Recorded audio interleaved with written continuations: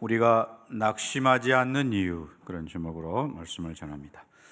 우리 옆에 계신 분들 축복하며 인사하겠습니다. 말씀에 큰 은혜 받으세요. 예, 우리는 보통 기도가 하늘과 땅을 연결해주는 통로다, 그런 이야기 하죠.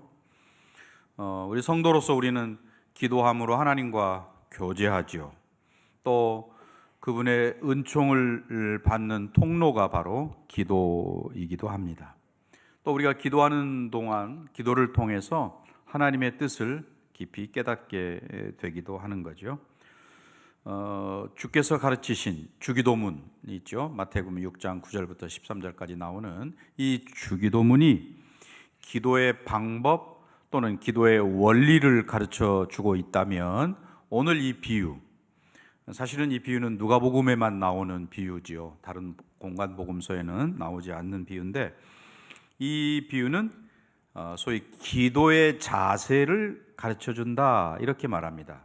오늘 이 불의한 재판관의 비유가 저와 여러분의 기도의 자세가 어떠해야 하느냐라고 하는 것을 가르쳐 주는 거죠. 예수님께서 지금 이 비유를 누구에게 말씀하시느냐? 제자들에게 말씀하시는 겁니다. 안 믿는 사람들에게 하는 게 아니고 제자들에게 비유를 가르쳐 주고 계시다. 또 이 비유는 앞에 17장 20절부터 37절까지가 바리새인들이 이제 마지막 날의 징조, 말세의 징조가 뭐냐, 이런 이야기 질문을 했거든요. 하나님 나라가 어느 때까지, 어느 때에 임하겠습니까? 그런 질문을 할 때에 예수님께서 쭉 가르쳐 주셨고, 그리고 오늘 본문이 사실은 그 종말의 때에 대한 어떤 자세를 가져야 하느냐라고 하는 결론의 말씀이기도 하다라고 이야기할 수 있겠습니다. 그 앞에서 종말, 하나님의 나라가 언제 임하느냐? 그럴 때 바리새인들의 관심은 때에, 언제, 어디서, 이런 거에 관심이 있다면, 예수님은 하나님의 나라는 너희 마음에 있다, 이런 말씀을 하시고, 또 그 하나님의 나라, 인자의 날은 번개같이 올 거다, 그런 말씀을 하셨어요. 또 그때가 되면 거짓 예언자들이 막 일어나가지고 내가 예수다, 내가 보혜사다, 이런 이야기, 또 이적과 기사를 행하고 이런 여러 가지 일들이 일어날 것을 이야기하시는 내용이거든요. 앞에 17장 20절부터 37절까지가. 네. 그래서 오늘 이 비유의 말씀을 통해서 어떻게 우리가 이 종말의 때를 살아가야 하느냐라고 하는 건데요. 그 예수님의 비유, 그러면 예를 들어 씨 뿌리는 비유, 그러면 농부가 밭에 나가서 씨를 뿌렸다. 그러면 그 씨가 어떤 씨는 길가에도 떨어지고 돌짝밭에도 떨어지고 가시떨기에도 떨어지고 옥토에도 떨어졌다, 이렇게 비유를 말씀하시고, 그 다음에 이제 비유를 또 예수님이 설명하시고, 이제 그리고 결론을 내리는 그런 순서로 비유가 진행되거든요, 보통. 그런데 오늘 본문의 비유는 좀 다릅니다.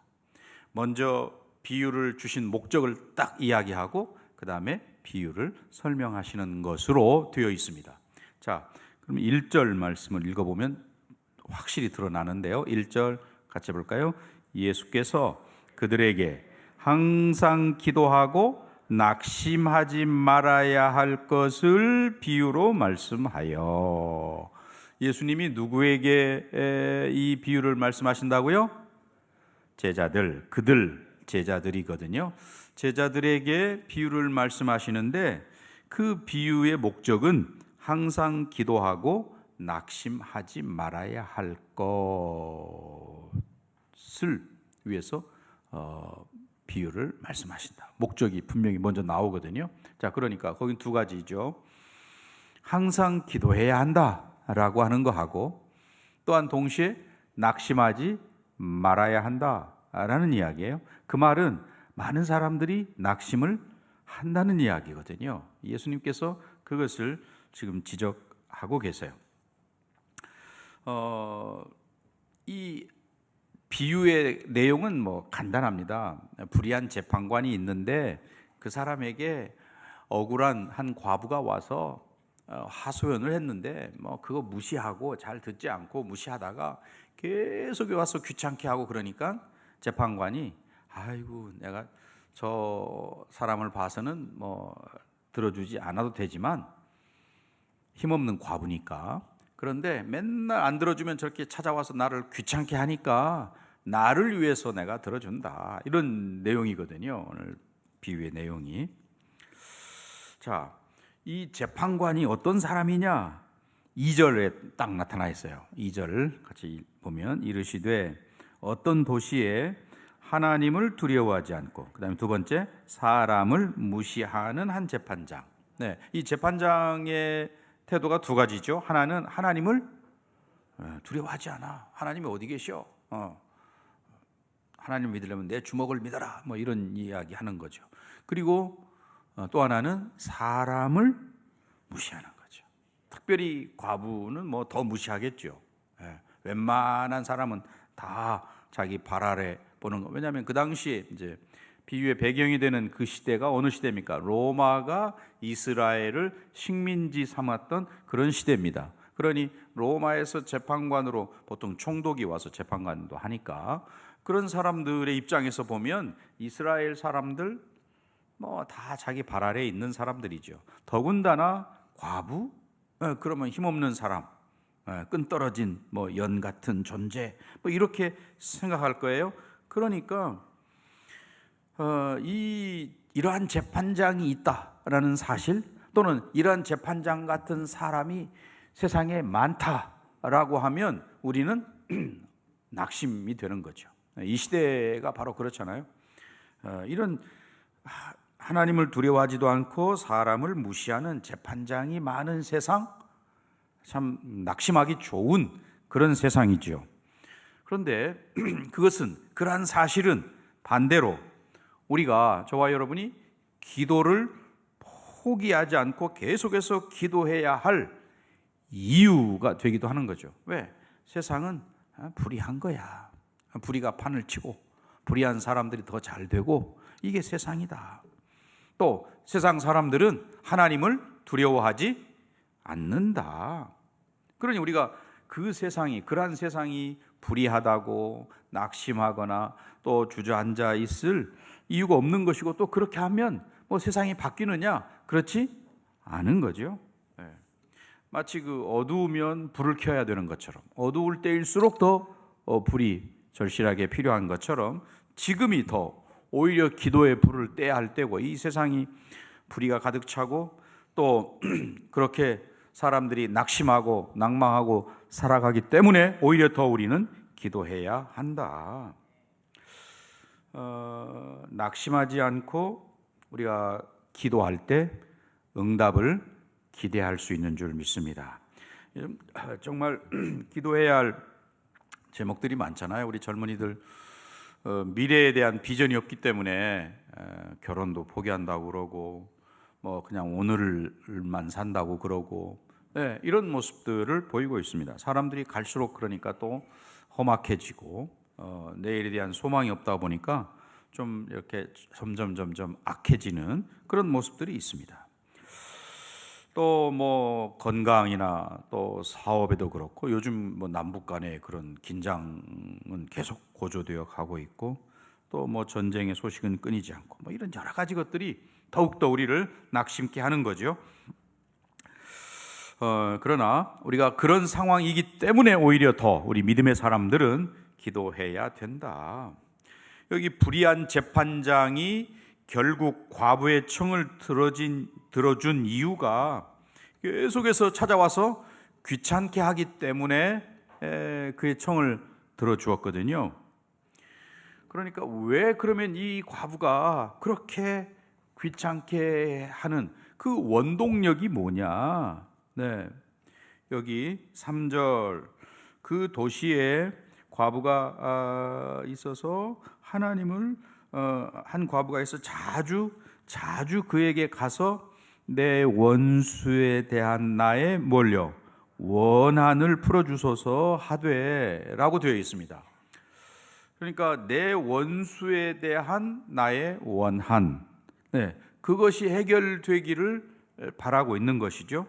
그러니까 그거 정말 내 마음에 간절한 바람이 있다면, 정말 저 원수가 나를 억울하게 하고 나를 이렇게 힘들게 했는데 그거 좀 풀어달라고 하는 그거, 포기하지 않고 계속해서 그 원한을 풀어달라고 하는 이것이 결국 불의한 재판장의 마음을 움직였다라는 것입니다.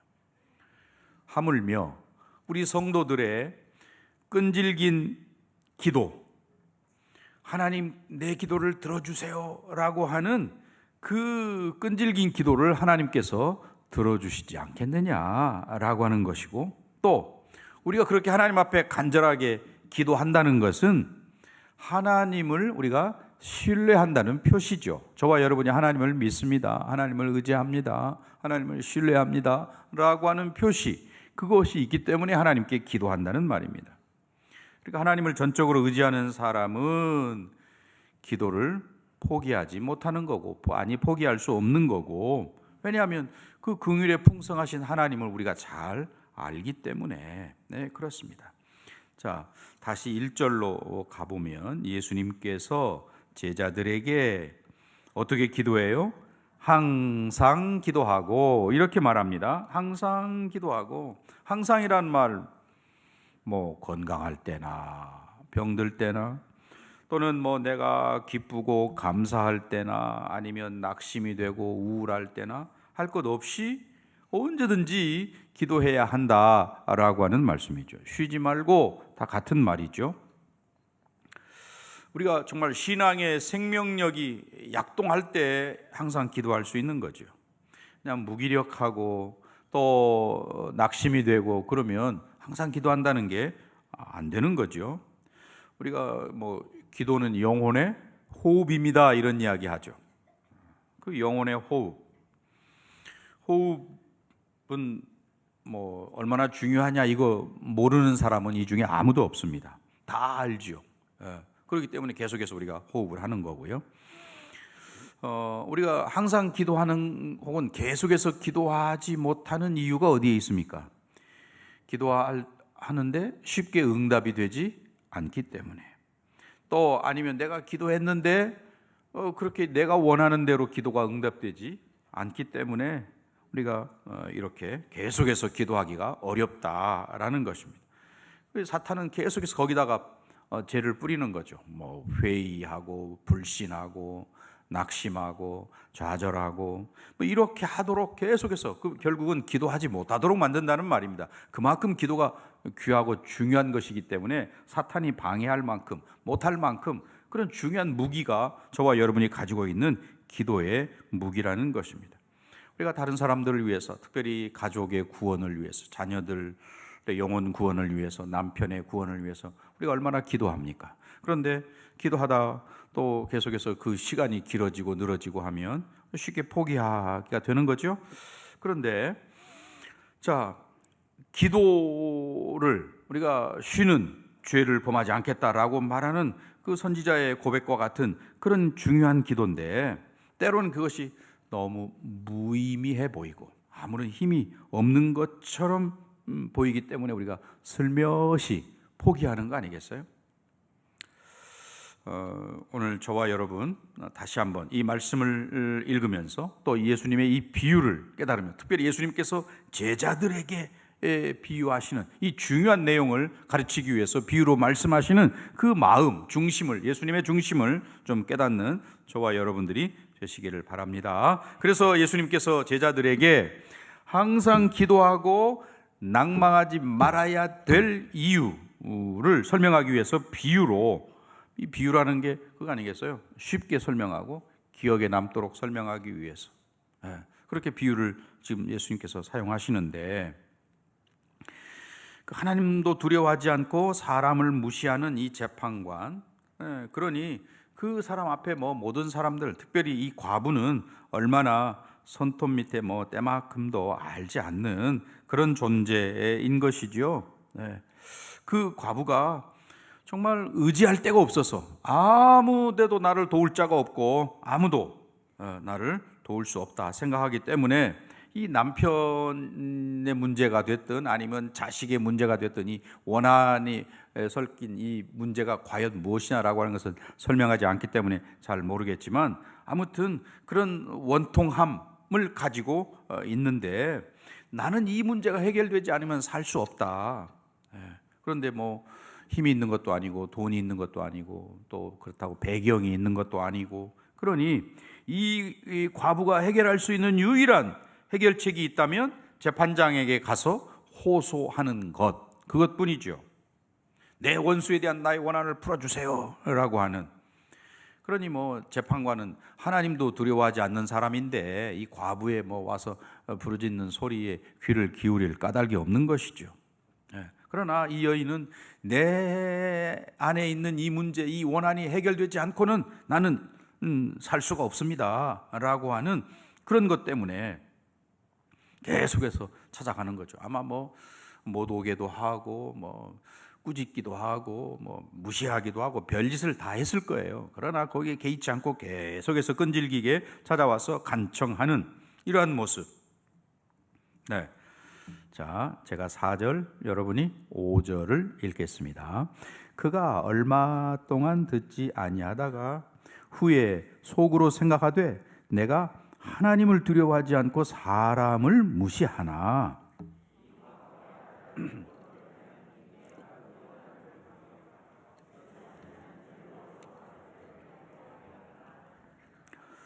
예, 이 사람의 이야기가 또 나오죠. 하나님을 두려워하지도 않고 사람을 무시하는 자라는 것이고, 예, 그가 이 과부의 이야기를 들어주는 것이 그 과부를 위해서가 아니고 결국 자기를 위해서 그러하다. 하나님도 두려워하지 않고 사람도 무시하는 그런 사람인데 뭐 정말 세상 두려울 것이 없는 그가 이렇게 끈질긴 이 여인의 간청을 무서워하고 두려워하는 까닭은 귀찮은 거죠. 그래서 이 끈질긴 이 여인의 간절함이 결국 재판장의 마음을 움직였다 하는 것입니다. 예수님께서 이 비유를 통해서 무엇을 말씀하시고자 하느냐, 여기 6절부터 8절까지 나오는 거거든요. 제가 6절, 여러분이 7절, 그리고 8절은 다 같이 읽겠습니다. 주께서 또 이르시되 불의한 재판장이 말한 것을 들으라.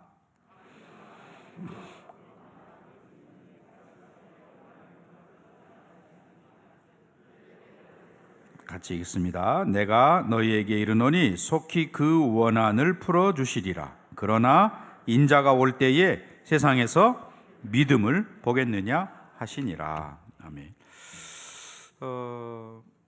그러니까 예수님께서 궁극적으로 말씀하시고자 하는 것은 이 불의한 재판장에 대한 이야기가 아니라는 것을 알 수 있습니다. 우리 택한 자들을 향한 하나님의 마음이 어떠하냐라고 하는 것을 이야기하는 거죠. 이 재판장은 불의하다고 말하고 있습니다. 불의한 재판장이라고 이야기합니다. 그러나 우리가 아는 대로 하나님은 공의로우신 분이시죠.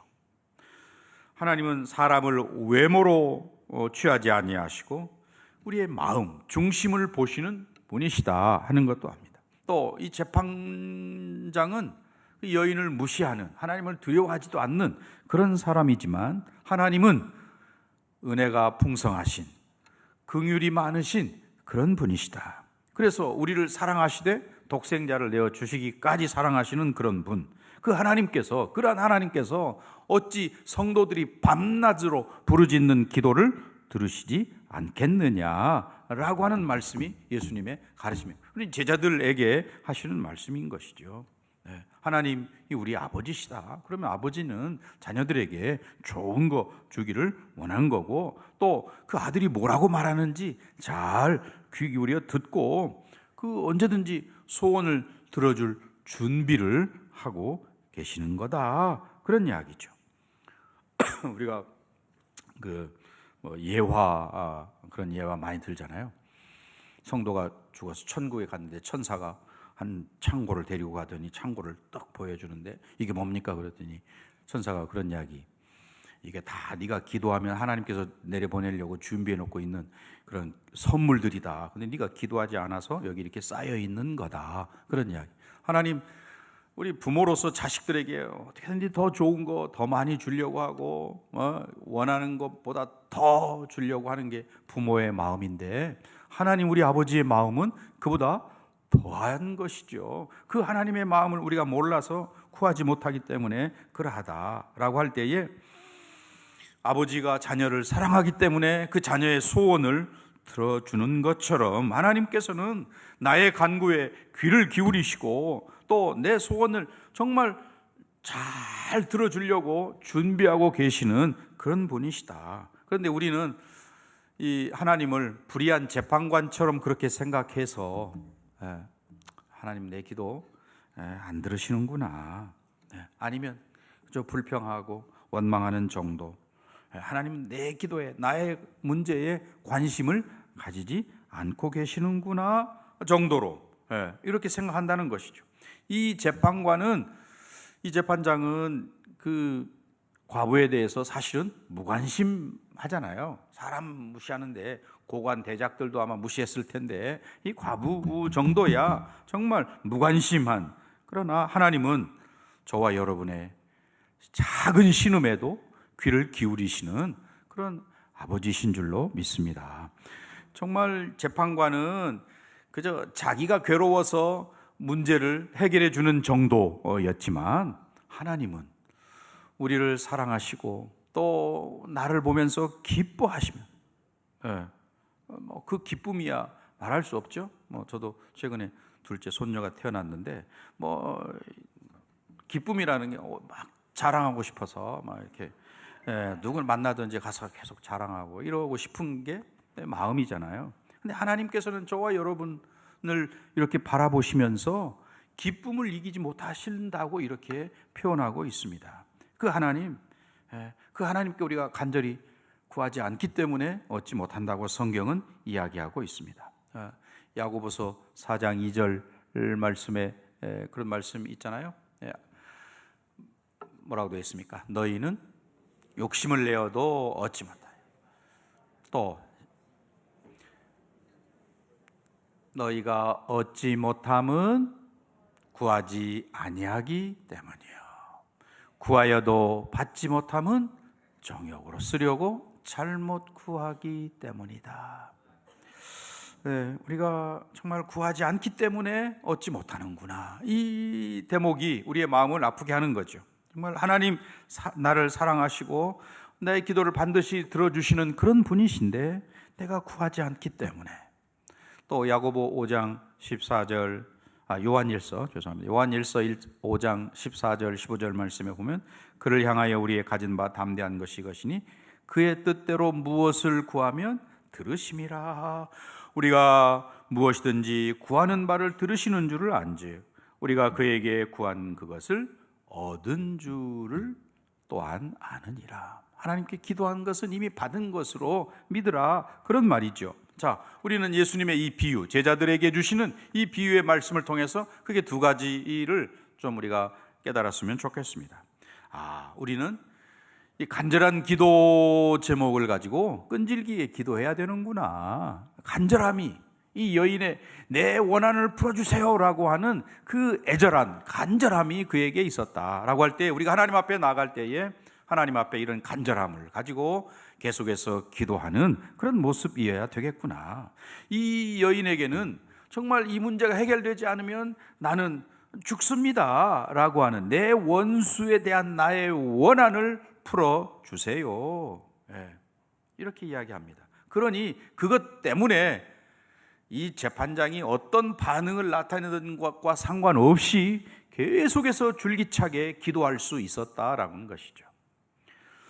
저와 여러분에게도 이런 간절한 기도 제목이 있기를 바랍니다. 하나님께서 하나님의 영광을 위해서, 하나님 나라를 위해서, 또 우리 맡겨진 사명을 감당하기 위해서 몸된 교회와 다음 세대를 세우는 그런 일들을 위해서 이런 간절한 기도 제목을 갖는 거, 응답해 주시면 좋고 안 되면 말고 이런 정도가 아니고, 정말 간절하게 이 여인처럼 이렇게 기도할 때에, 또 5절에도 보면 그 재판장이 하는 이야기입니다. 이 과부가 나를 번거롭게 하니 내가 그 원한을 풀어주리라. 그렇지 않으면 그 다음에 뭐라고 되어 있어요?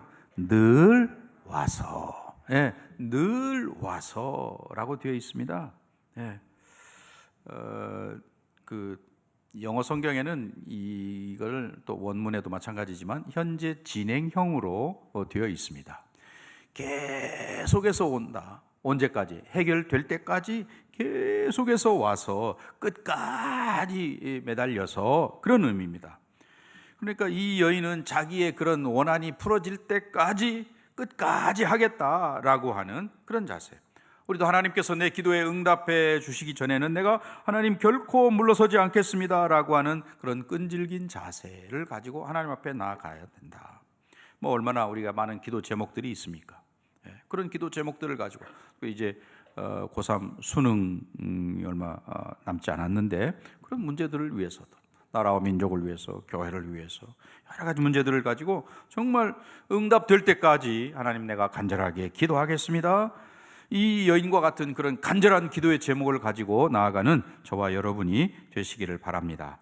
예수님께서 우리에게 그런 기도를 가르쳐 주셨잖아요. 주기도문. 그 주기도문의 핵심적인 내용은 뭐예요? 하나님의 이름이 거룩히 여김을 받도록 그 간절하게 기도해라. 그런데 우리는 그런 거창한 거에 대해서는 간절하게 잘 기도 못하죠. 나의 문제, 내 지금 당장 해결할 문제들에 대해서는 간절하게 기도하는데 예수님께서 가르쳐 주신 그 기도의 첫 대목, 하나님의 이름이 영광을 받으시고 거룩히 되는 거, 그거 위해서 우리가 과연 얼마나 간절하게 기도하느냐.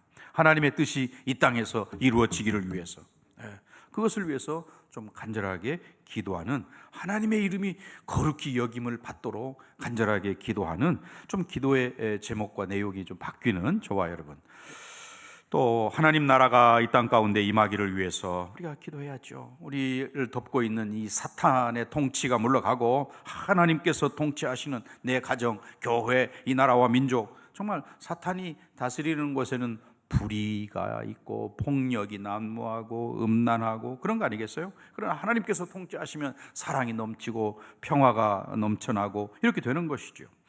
예수님께서 기도하셨던 간절한 기도는 사실은 이스라엘을 회복케 하는 거죠. 온 열방이 하나님 앞에 돌아오는 것이죠. 그걸 위해서 예수님께서 기도하셨고 자신의 몸을 들이신 거고요. 또 그래서 제자들도 사실은 뭐 물론 다 나름대로 뜻이 다르지만 어떤 제자들은 나라 이스라엘의 회복을 위해서 예수님을 따른 자들도 있고 하지. 그래서 오죽하면 예수님 부활하신 다음에 주께서 이스라엘 나라를 회복하심이 이때입니까?